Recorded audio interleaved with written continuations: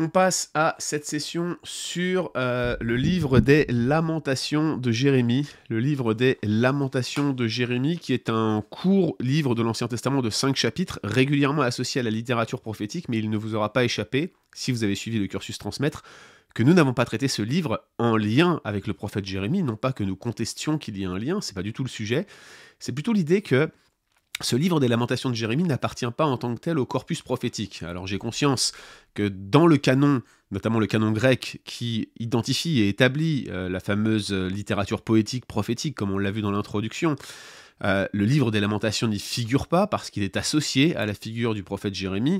Néanmoins, il a, comme on va le voir, toutes les caractéristiques d'un livre poétique, et notamment le fait qu'il s'agisse d'un chant funèbre, une élégie, plus précisément, un chant funèbre que ce livre des Lamentations. Il s'agit d'une collection en fait de 5 poèmes, 5 élégies qui finalement représentent une sorte de lamentation funèbre dans les derniers instants, sur les derniers instants de l'histoire de Juda, avec la chute de Jérusalem suite à la destruction du temple, donc 587-586 avant Jésus-Christ. Évidemment, Jérémie a été témoin de ces choses, donc on l'imagine bien, s'être assis une fois la ville détruite, lui qui avait été laissé sur place, et lui qui contemple la ville et qui la voit complètement détruite devant ses yeux. Cet événement a eu un impact considérable, c'est l'événement cataclysmique sur le territoire de Juda, qui ne reprendra jamais son indépendance jusqu'en 1948. Finalement, les Juifs n'auront pas de territoire à eux. Lorsque le Messie va venir, Israël sera toujours esclave d'autres civilisations, et donc on comprend que pour la conscience du royaume du Sud, des habitants juifs du royaume du Sud, de Juda, eh bien, cet événement allait avoir un impact énorme sur leur conscience, sur leur littérature, sur leur culture, sur leur théologie, comme on le voit même durant la période dite intertestamentaire, et notamment sur la littérature dite du Second Temple. Alors, le récit, les sections narratives de 2 Rois 25 et de Jérémie 39, qui sont quasi identiques à quelques séquences près, rappellent l'aspect historique de la chute de Jérusalem. Et nous avons en Jérémie 52 la description du traumatisme qui a été causé par la chute de Jérusalem en elle-même, aussi bien les traumatismes physiques que spirituels. On a du mal, pour nous autres, à accepter l'impact tragique que peut avoir cet événement, mais on pourrait le comparer, toute proportion gardée, parce que je ne veux pas faire de lien trop fort, vous imaginez bien, pour notre conscience collective à nous aussi, cet événement à celui de la Shoah. Le choc que constituait la mort de tous ces juifs durant la Deuxième Guerre mondiale, c'était probablement, en termes de trauma, quelque chose de similaire, sans dire que les événements sont similaires, bien qu'on puisse faire un parallèle évident, bien évidemment, mais au-delà du parallèle historique, moi ce que je parle ici, c'est plutôt l'aspect traumatique de l'événement, et c'est bien ce que l'on retrouve au travers de ce livre des Lamentations.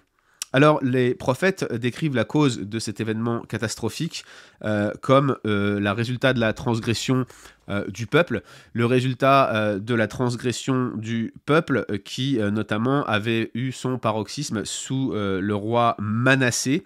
On voit à plusieurs reprises cette référence à la responsabilité du peuple, à la responsabilité de la violation de l'alliance dans le livre des Lamentations, chapitre 1, verset 5, 14, 22, chapitre 3, verset 39, verset 42 aussi, chapitre 5, verset 7, verset 16.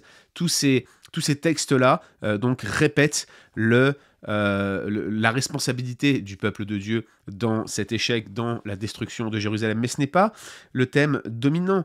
Il n'y a pas vraiment d'appel à la repentance dans ce texte, même d'appel à la repentance aussi explicite qu'on trouverait dans la littérature prophétique, et pourtant c'est l'un des thèmes fondamentaux, du livre de Jérémie, donc on aurait pu s'attendre à le retrouver ici. Plutôt, ce qu'on a ici, c'est une description assez glauque, il faut le dire, de cette cité qui est dès lors personnifiée, brutalisée, humiliée à un degré inimaginable, et donc l'expérience émotionnelle, physique est vraiment intense ici. On a vraiment l'idée que cette ville est en agonie et que cette agonie a conduit à un tourment ultime. On ne peut pas l'ignorer, on ne peut pas le minimiser, et même si ce texte décrit ces moments de manière assez graphique, il y a quand même cette note d'espoir que l'on retrouve notamment au chapitre 3. Le premier poème, celui du chapitre 1, commence avec une lamentation. Le dernier termine avec une lamentation. Donc on a un texte qui, dans son ensemble, le livre dans son ensemble, est encadré par une lamentation, avec quelques notes d'espoir qui se retrouvent bien évidemment au milieu. Voilà pour quelques données introductives. Alors, j'ai donné quelques infos sur le livre de Jérémie, mais quand même, laissez-moi vous donner quelques éléments d'arrière-plan, et notamment des éléments par rapport à la paternité. Les titres des livres ne reflètent pas toujours le contenu, mais le titre en hébreu du livre, c'est finalement « Comment ?» pour l'interrogation, vous voyez. C'est vraiment, c'est « Eika ». C'est vraiment l'idée que comment est-ce possible, vous voyez, c'est vraiment le premier mot du livre de Lamentation qui donne ce titre, et finalement le titre qu'on va avoir ensuite dans les versions ultérieures de la Bible, notamment dans la version grecque de l'Ancien Testament, va plutôt avoir une référence au genre principal de ces poèmes, qui sont, je le rappelle, des élégies, des chants funèbres. Donc ce sont des titres par rapport à des lamentations, et c'est pour ça que ce texte étant principalement une lamentation, on va l'appeler lamentation, ce texte-là. Alors la question, c'est qui est réellement l'auteur de ce texte, et le texte massorétique ne nomme pas l'auteur, ni dans le titre, ni dans le texte, mais les anciennes versions le font. La Septante grecque, la Vulgate, qui se basait essentiellement sur la Septante, et puis certaines traditions juives vont associer explicitement Jérémie à la paternité de ce texte des Lamentations. Ça explique aussi pourquoi souvent on va faire bouger ce texte directement après Jérémie dans les écrits, notamment dans la Septante et dans la Vulgate, et souvent dans la position canonique de ce texte, on va l'intégrer derrière le livre de Jérémie, notamment, regardez par exemple nos versions modernes.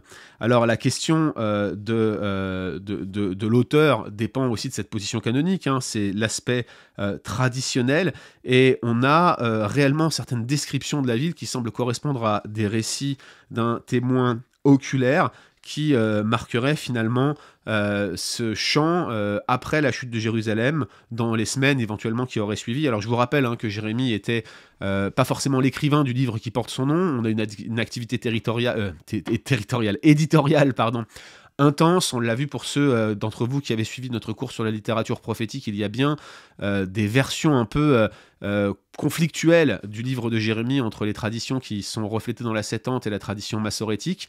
Probablement, il y avait une activité scribale de réécriture. Vous vous souvenez ce qu'on avait évoqué avec la destruction d'une partie des oracles de Jérémie qui avait été écrit sur sa dictée, sous sa dictée plutôt, ou sur sa dictée, peu importe, mais auprès de Baruch le scribe. Baruch était son scribe. Était-ce le seul scribe? Difficile de le dire avec certitude, mais il est fort probable que ces poèmes finement agencés des Lamentations aient été eux aussi le fruit d'une activité scribale, et qui aurait pu finalement impliquer le prophète Jérémie lui-même. C'est l'homme qui a vu l'affliction dans Lamentation 3, qui expérimente un grand type de persécution comme l'ont expérimenté les contemporains de Jérémie, et le prophète lui-même en particulier, de la main de ses propres concitoyens, co-religionnaires. Donc il y a ici probablement plusieurs éléments qui viennent suggérer qu'en tout cas le livre des Lamentations est le fruit d'un témoignage oculaire. C'est vrai qu'il y a des arguments contre la paternité de Jérémie, mais ils ne sont pas tous décisifs. Probablement le plus persuasif, si je puis me permettre de m'exprimer ainsi, c'est l'absence d'accent dans le poème sur les péchés du peuple, alors que Jérémie avait prêché sur cela toute sa vie. Alors est-ce que c'est si décisif que ça? C'est difficile de l'affirmer avec certitude. Il y a des arguments pour, des arguments contre, mais au final, l'idée est que on a ici un témoignage qui ressemble fort à un témoignage oculaire, qui, en plus, dans sa structure, semble viser les descriptions de la destruction, une lamentation sur la ville détruite. Lamentation 1 et 2 notamment décrivent l'agonie de la ville de Jérusalem et le mettent en parallèle avec une femme abusée. Lamentation 3 met en exergue deux personnes, dont l'un qui a vu l'affliction, l'homme qui a vu l'affliction, et puis l'autre une communauté qui souffre. Donc on aurait bien l'impression d'avoir le prophète et la communauté en même temps. Lamentation 4 nous donne la perspective d'un troisième homme, d'une tierce personne qui servirait de témoin oculaire, et Lamentation 5 est un poème à part entière de lamentation, organisé, on va le voir, en acrostiche. Tout cela pour vous dire que ça fit très bien avec un contexte scribal d'une tierce personne qui accompagnerait Jérémie et qui pourrait écrire avec lui. Serait-ce Baruch? Difficile à dire. Donc, quand on regarde ces choses avec attention, on se rend compte hein, que finalement, le prophète Jérémie peut très bien être l'auteur de ce texte et être impliqué dans la rédaction de ce livre auquel on a attribué son nom dans la suite. Tout au long de cette œuvre lyrique, il y a des thématiques linguistiques qui reviennent, une espèce de cohérence poétique qui va l'unir et qui suggère que même si plusieurs ont pu être impliqués avec un témoignage oculaire et puis un scribe qui aurait compilé tout cela, il y a quand même une forme de cohérence rédactionnelle ici qui suggère un auteur unique ou en tout cas une activité rédactionnelle unique, un jet rédactionnel unique. C'est pour ça que j'ai tendance à penser que le prophète Jérémie ayant été impliqué, on aurait, s'il y avait des scribes impliqués, une rédaction qui va se produire pas trop loin après les faits. Alors je ne suis pas en train de parler de semaines forcément, mais l'expression de la tristesse et de la profondeur de l'affection qui atteint finalement ces différentes descriptions suggère qu'on a affaire à une personne et ou à des personnes qui ont écrit le texte ensemble et qui ont expérimenté le traumatisme que ces lamentations décrivent. Alors quelques mots maintenant sur on a parlé un peu du genre et de l'histoire de la rédaction, quelques mots hein, sur la position canonique de ce texte. Il y a vraiment pas vraiment de controverse sur l'inclusion des lamentations de Jérémie dans le canon biblique, mais il y a des positions dans le canon qui finalement l'amènent à être à différents endroits. Alors je ne vais pas rentrer dans un débat profond et dans de nombreux détails pour vous exprimer où est-ce que ce texte aurait pu être situé, mais sachez qu'il fait partie dans la plupart enfin en tout cas dans le texte massorétique, dans la liste des 5 livres qu'on appelle parfois les rouleaux, les Megilloth, vous savez, avec Ruth, avec Esther, avec le Cantique des Cantiques et l'Ecclésiaste, mais à la base il faisait probablement partie des écrits. On a des corpus canoniques qui semblent le refléter. Probablement son inclusion dans les écrits est liée à l'idée qu'on se faisait de la paternité du prophète Jérémie, et c'est l'argument majeur pour défendre la paternité de ce livre. Nous avons parlé du genre, des élégies, des chants funèbres, on a parlé donc de la position canonique, quelques mots d'histoire de la rédaction. Il est important, avant que je vous en dise plus, qu'on parle encore ici de quelques éléments de structure et de la caractéristique poétique de ce livre. La structure, je vous l'ai dit, hein, c'est une structure qui met en fait finalement le chapitre 5 en opposition au chapitre 1, donc il y a un inclusio autour d'une lamentation avec une note d'espoir au cœur. Au chapitre 3, les bontés de l'Éternel ne sont pas oubliées. On a parlé un peu de cette organisation en termes de structure, mais je voulais aussi vous donner quelques éléments sur les caractéristiques poétiques de ce texte. Ici, on a quand même une collection de poèmes qui, sans vouloir exagérer, sont probablement la description la plus intense des souffrances du peuple d'Israël. Israël était un peuple qui avait expérimenté beaucoup de souffrances après avoir commis de nombreuses transgressions, et le niveau de la poésie utilisée ici dans ce texte des Lamentations de Jérémie est probablement l'une des poésies les plus élevées de toute la Bible hébraïque. Alors quand on parle de poésie hébraïque, on en a déjà parlé un peu dans la littérature prophétique lorsqu'on a étudié ces différents textes. Il y a 2 éléments qui vont constituer, comme je l'ai dit en introduction, les piliers en fait de la poésie hébraïque, c'est-à-dire les parallélismes. C'est fréquent que ces parallélismes mettent à la fois des répétitions ou des contrastes entre les lignes parallèles, et puis surtout le maître, qui vont être finalement les 2 éléments clés de la poésie antique, mais surtout de la poésie hébraïque en particulier. Et on retrouve tous ces éléments-là, notamment le parallélisme, un peu partout dans le livre des Lamentations de Jérémie.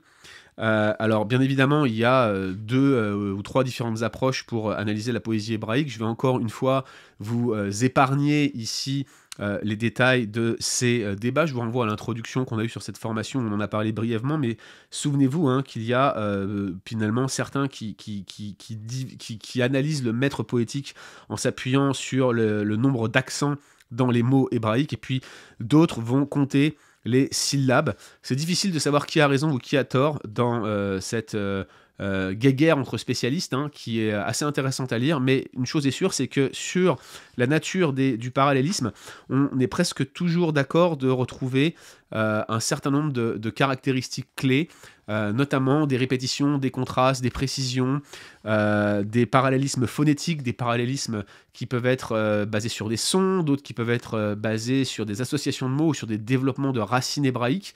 Tout cela est un discours que je vous tiens ici qui mériterait d'approfondir, mais il faudrait que vous maîtrisiez au moins partiellement la langue hébraïque, et je ne suis pas sûr que tous les étudiants qui suivent ce cours ont déjà pris des cours d'hébreu. L'idée ici, c'est que, vous devez me croire sur parole malheureusement, mais c'est que le type de poésie mise en avant dans les Lamentations de Jérémie est absolument somptueux, c'est le moins que l'on puisse dire.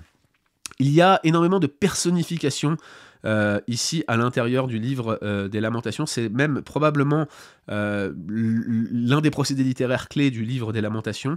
L'une des images dominantes, c'est évidemment la personnification de la ville de Jérusalem. Au chapitre 1 et 2, elle est dépeinte comme une femme.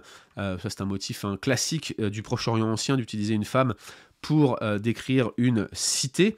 Par exemple, regardez Ésaïe 47, avec la reine de Babylone, en quelque sorte. Mais il y a ici, encore une fois, en Lamentation 3, une femme qui est présentée finalement... Pardon, il y a une transition entre la figure de la femme vers deux différentes images, ici, l'homme de douleur, et puis la communauté affligée, on en a déjà parlé, et une fois de plus, on a vraiment le sentiment que cette image-là est celle d'une personnification où finalement les deux représentent la ville dans son ensemble. On a l'impression que le prophète, ou celui qui se décrit comme l'homme de douleur, représente la communauté et vice-versa.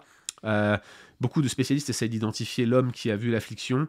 Le plus probable ici, c'est qu'il y ait une référence à la ville de Jérusalem en elle-même, avant même de se référer au prophète.